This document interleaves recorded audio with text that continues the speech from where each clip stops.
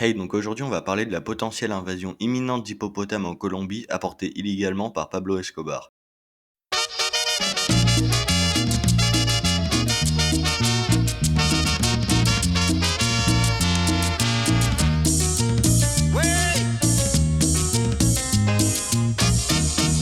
Pour comprendre comment la Colombie s'est retrouvée dans cette situation de hippopocalypse, il faut commencer par l'origine du problème, la source de cette invasion d'hippopotames. Tout commence à la fin des années 80 quand Escobar décide un jour d'exporter des hippos d'Afrique dans son zoo privé, juste parce que pourquoi ne pas avoir quelques hippopotames transportés illégalement d'Afrique par avion quand t'as déjà 59 milliards de dollars et un empire de vente de cocaïne.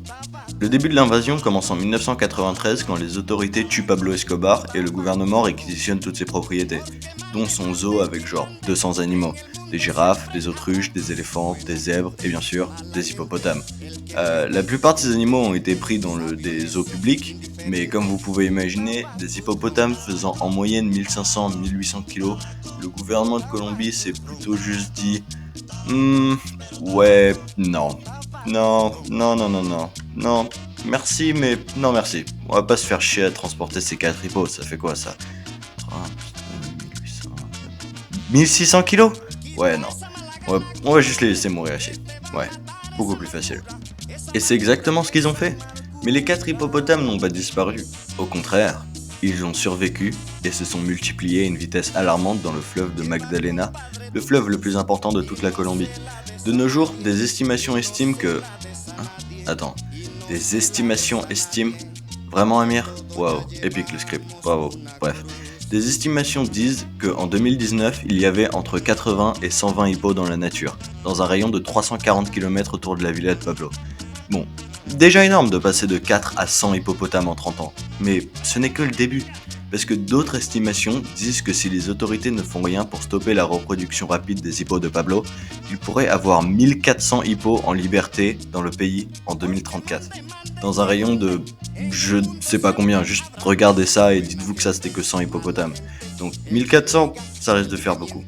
Juste pour mettre les choses en perspective, même si en 2019 il y avait le max de hippos selon les estimations, donc 120, une augmentation de 120 à 1400, ça fait quand même une augmentation de 1200%.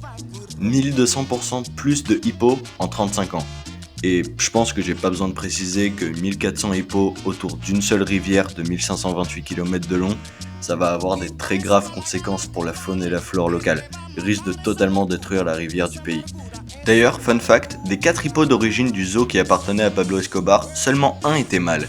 Ce qui veut dire qu'en 2034, les 1400 hippos qui vont ravager une bonne partie du pays seront tous les descendants d'un seul et unique hippopotame mâle de Pablo Escobar. Donc même si Pablo est mort, son héritage continue dans le monde des hippopotames. Et aussi, double fun fact, les hippos de Pablo sont appelés cocaine hippos en Colombie. Et je trouvais ça juste drôle. Bref, donc pourquoi la Colombie ne tue pas les hippos ou juste les stérilise pas?